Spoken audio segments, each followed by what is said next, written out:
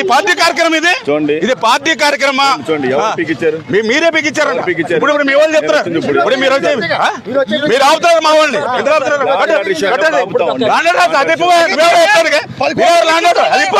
10 కోట్లు తెచ్చాం బ్రిడ్జ్. అది 10 కోట్ల రూపాయలు తెచ్చాం బ్రిడ్జ్. ఇది చెప్పండి. కట్టండి కట్టండి.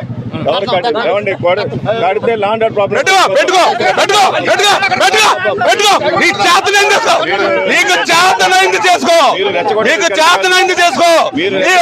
పార్టీకి పని చేస్తావా? మీరు అదేంటి కుదరదు. చెప్పండి. ఎవరు మీరెవరు కట్టించడానికి? వైసీపీ పార్టీ ఎందుకు కట్టించండి? ఇప్పించావు నీకేం పని? నీకేం పని?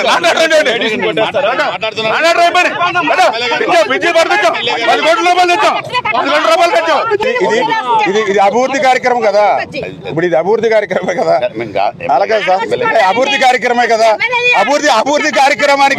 అభివృద్ధి కార్యక్రమానికి పార్టీ జెండాలు ఎందుకు కట్టాలి? అభివృద్ధి కార్యక్రమానికి ఇప్పుడు పార్టీ కార్యక్రమం అనుకుంటే మేము కూడా పట్టించుకోం. ఎందుకంటే ఇది పార్టీ కార్యక్రమం అనుకుంటే మేము వాళ్ళు రానేరాం. ఇప్పుడు ప్రోటోకాల్ ప్రకారం యాజ్ ఎమ్మెల్యేగా మమ్మల్ని పిలిచారు. మేము పిలిచినప్పుడు ఓకే మా అమ్మాయిలు మేము కొట్టుకుంటారు, మీ అమ్మాయిలు మీరు కూడా ఏంటి దానికి ఇబ్బంది ఏంటి అన్నాను. అసలు దానికి ఇబ్బంది ఏంటి? కానీ ఒక పార్టీ కార్యక్రమం పెట్టినప్పుడు యాజ్ ఎమ్మెల్యేగా ఇప్పుడు మాకు కూడా అమ్మాయిలు ఉంటారు కదా. యాక్చువల్ అభివృద్ధి కార్యక్రమం దగ్గర పార్టీ వైఎస్ఆర్సీపీ పార్టీ నాది. వైఎస్ఆర్సీపీ పార్టీ డబ్బులు ఇచ్చిందా? గవర్నమెంట్ ఆఫ్ ఆంధ్రప్రదేశ్ ఇచ్చింది. 10 కోట్ల రూపాయలు మా సొంత ఊరు అండి. కష్టపడి శాంక్షన్ చేసి కష్టపడి కట్టించాం. వాళ్ళు మీరు మొత్తం ఆనందమే సంతోషం. ఇదేంటంటే ఇది మనకు తెచ్చి ఎమ్మెల్యే గారు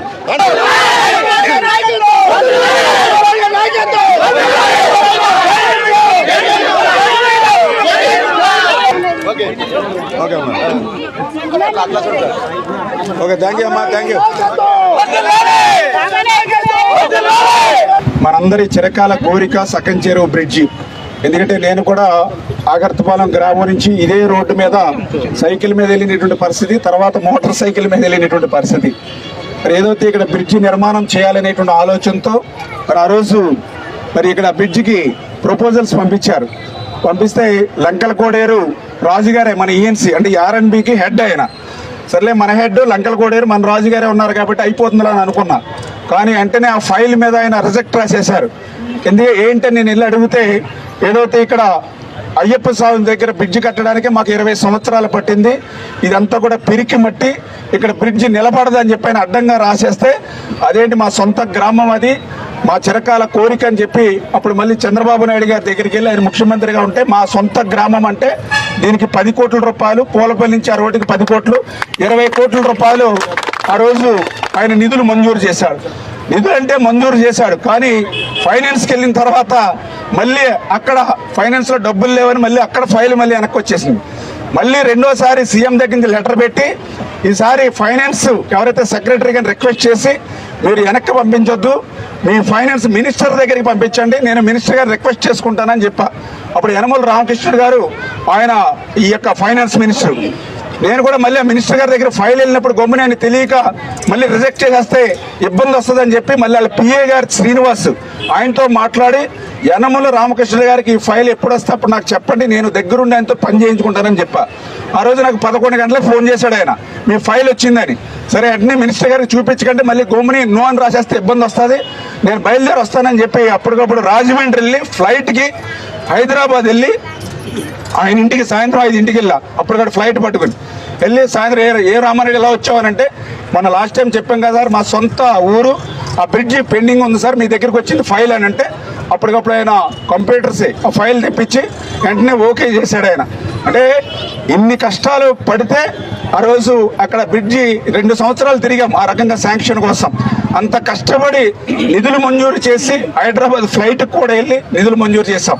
తీరా మంజూరు చేసిన తర్వాత టెండర్లు పిలిస్తే ఎవరో రాలా టెండర్లు పిలవడానికి.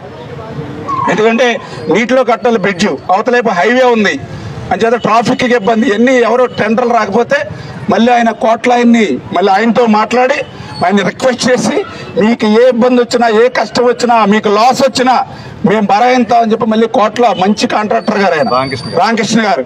ఇప్పుడే నాకు సన్మానం చేయడానికి వస్తే నేనే ఆయనకి సన్మానం చేశాను. ఎందుకంటే ఇంకా ఆయనకి ఇంకా డబ్బులు కూడా రావాలి, బిల్లు ఇంకా 3 కోట్ల దాకా.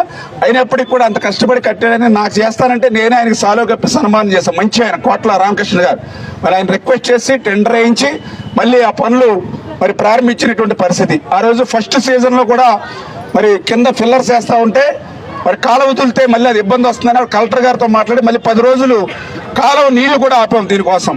ఇంకా మీ సగం చెరువు గ్రామం అంటే మాకు అభిమానం. ఎందుకంటే సగం చెరువు, ఆగర్తిపాలెం, వెలివిలి, ఆగర్రు, ఏదైతే మైజారిగుంట, మన గోరింతాడు, ఇవన్నీ కూడా చందపూర్, ఇవన్నీ మన సొంత గ్రామాల కింద లెక్క.